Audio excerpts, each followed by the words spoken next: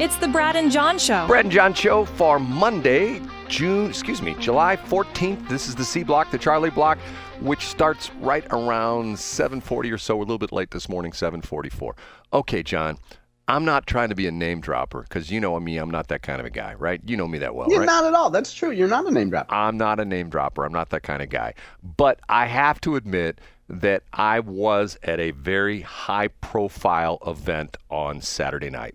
And a friend of mine who knows everybody, he said to me, you got to meet this woman. She's already very high profile in the community, and she's going to be the next county executive in St. Charles County. And I go, isn't that going to be like either Bill Eigel or Mike Elam or what's his name? Jason Law, yeah. Okay.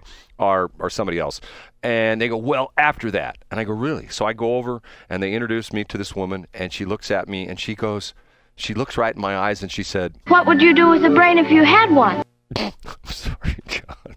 I think it had been 2 months. I think it had been 2 weeks since you had played that, Brad. Way to go. Sorry, John. And then you said, oh, I can't believe I lost your number. You could have spent a whopping $750 on ads. I can't believe I lost your number. When you're county exec in 2029, will you do an interview and then I'll wrap it up by asking if I could get some ads? Listen to you. And then, come on, I'm on a roll, John. I haven't played this in a while. Okay, here we go. KTLA back in the day. Anyway, Christy and Joe Horton, 9th anniversary, and Hugh Janus, turning 10. That's one of my all-time favorites. Hugh was quite a soldier. Now, you know he had a buddy. It was confusing because they were too huge. And that was General Rection. Hugh G. Rection. They were good friends. They were in class together. Sometimes General Rection would go into General Anus's, well, I don't know. And then he would just say that he slipped, and then she's like, John, this is the second time today. I'm not going to touch that. Okay. This has been an interesting week as far as national politics are concerned. Now, I know we don't talk too much about stuff like that, but Trump has finally been pushed too far with Putin. Have you seen all this stuff?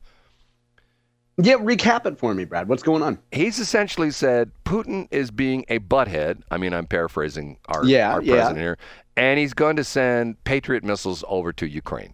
I mean, I think finally to the point where, remember, and not to bring up the fact that politicians make promises they can't keep, because if I'm not mistaken, I think somebody who was running for president in 2024 said that if they were elected, they would be able to, get the Ukraine-Russian peace agreement. Wasn't it in 48 hours or was it in 24 hours? Yeah, I think it was maybe 1 hour. Yeah, I think it was kind of like Fox Photo. It would develop it in 1 hour. It was like drive-through. Yeah, okay. Yeah, it's done. Yeah. So smarten me up on this, Brad. So he's going to send military help over to Ukraine. And what has Putin had to say about this? I don't know if Putin's made a response yet or not. But the sad part of this is that what's happened within the last couple of weeks, that every time Trump has been talking like peace, the next day Putin sends over 6,000 drones and 42,000 missiles and things like that. But can I be honest with you, John? And this is please do. This is a terrible thing to say. Okay,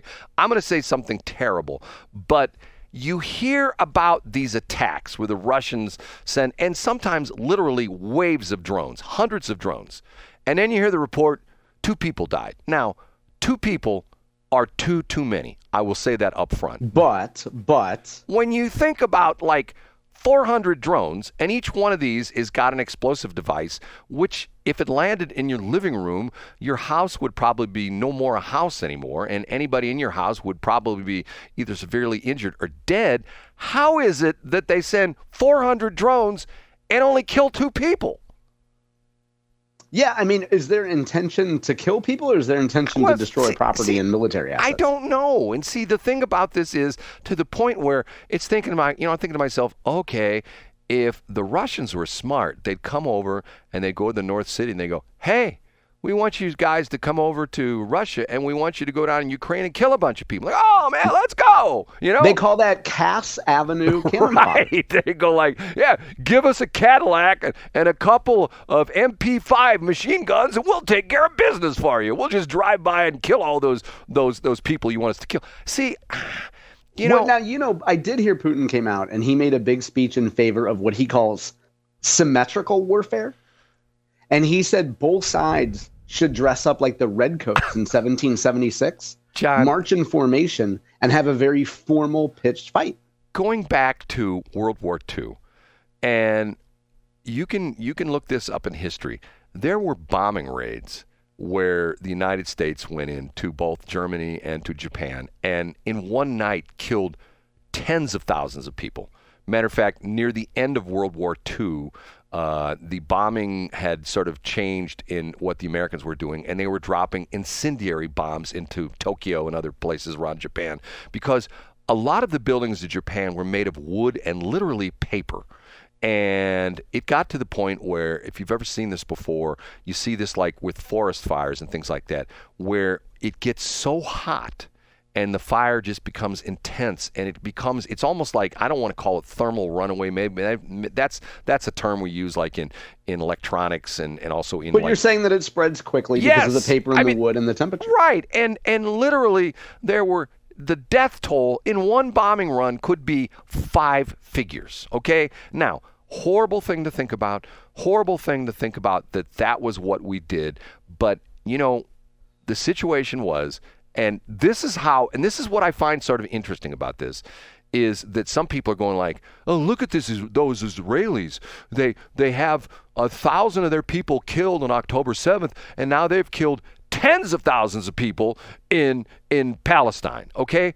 So let's go back to our history of, what was it, December 7th, 1941?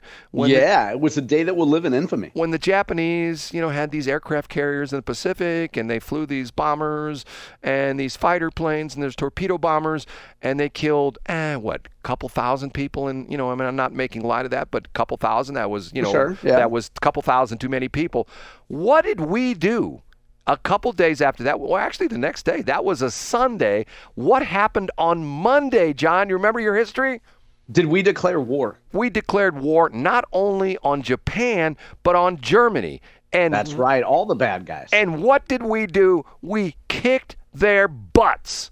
And to the point where we kicked the butts of Germany. And the crazy part of this is, so many people forget this point of history, that we got into the war against the Germans officially December 7th, December 8th, 1941.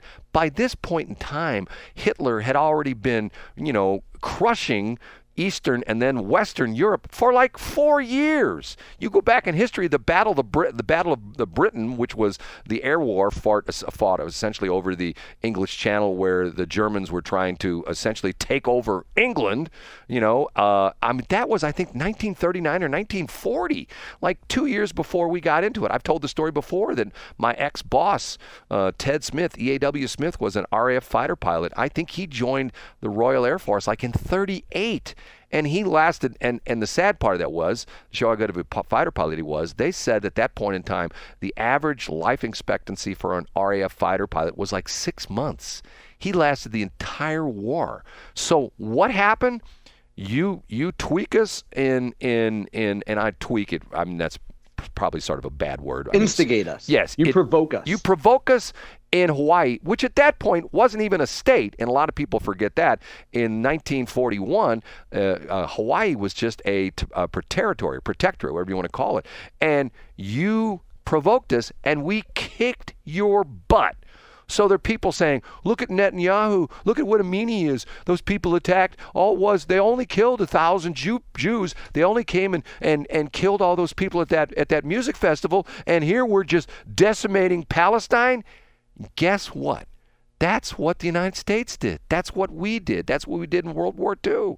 And then when the Japanese wouldn't surrender and we're kicking their butts, and I told the story before, my dad, who had been all over Germany, all over Europe, who was a combat veteran in Europe, once we won in Europe and we had VE Day, Victory in Europe Day, my dad was put on a troop ship and he was headed in through the Pacific to Japan to boots on the ground, invade Japan.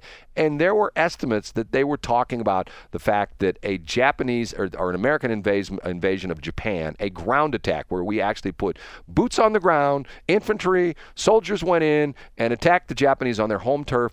I think there was like estimates like 400,000 or 500,000 American casualties. Think about that number for a minute.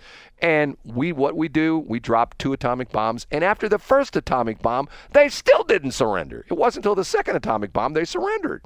So you got these knuckleheads, these people who are just deranged knuckle draggers. Isn't that what you call them, John? Knuckle draggers? Yeah, troglodytes. I usually call them mouth breathers. And it's like the Putins of the world. And what do they respect? You hear it all the time. You hear the experts talk about the Middle East. What do the Middle East people respect? Power. Exactly. And that's the only language they speak. And what message did Biden not provide? Yeah, never fear. And it's the old cliche of it's better to be feared than to be respected. Right, exactly. And to the point where, and the thing that I'll say this, and I know some people are going to say, the thing I like about Trump is he's such a crazy dude, you never know what he's going to do next. You know what I'm saying? Just like... Yeah, it's my theory on why Brad Hildebrand can exist and coexist in North St. Louis County. Because if you see an old white man in St. Louis County, you figure he's either here to buy drugs or he's crazy. And in your part, Brad, you're a clean guy. You're not there to buy drugs. So they figure if he's here in North County, he must be crazy. We're not going to mess with him. I just must be crazy, right? That's what it is. Yeah, we're going to pick a softer target. I had a meeting last week with one of my former clients who still lives in North County and loves it. So every time I bring this up, and John says, how many times have her house been broken into? You know, has she plotted her property value? Unfortunately, this is a situation where her mother essentially had to go into assisted living, and her mother essentially gave her the house, and she grew up in that house, and now she's back in the house. She owns the house. Her mom. And that would probably be a good time to put the past in the past and buy a nice, safe, clean house in Lake St. Louis or maybe Chesterfield or Wildwood, right? She loves it, John. I'm telling you. I bet she does. She loves it. You know, and once again, I mean, do you mow her grass too, Brad? No. But remember we talked about remember we had my former student who came in the air, and you made fun of him. Yeah, what was his name, Brad? What was his name? Bob. I'm not going to tell you. You got to come up with it yourself. Bob Rosenblum, I think, wasn't it? Wasn't it? Yeah, it was Bob Frischman. Bob Frischman. I know this, John. I just have fun with you. And Bob has, I know that you know it. And I think Bob has a collection of too many films, old-timey films in his basement that he knows that it would be a hassle to move. So he just stays in North County, right? Yeah, but see, you know, here's the interesting thing. You don't get inside the 270 circle much, okay? No, I try to never know. Okay, I will tell you this right now.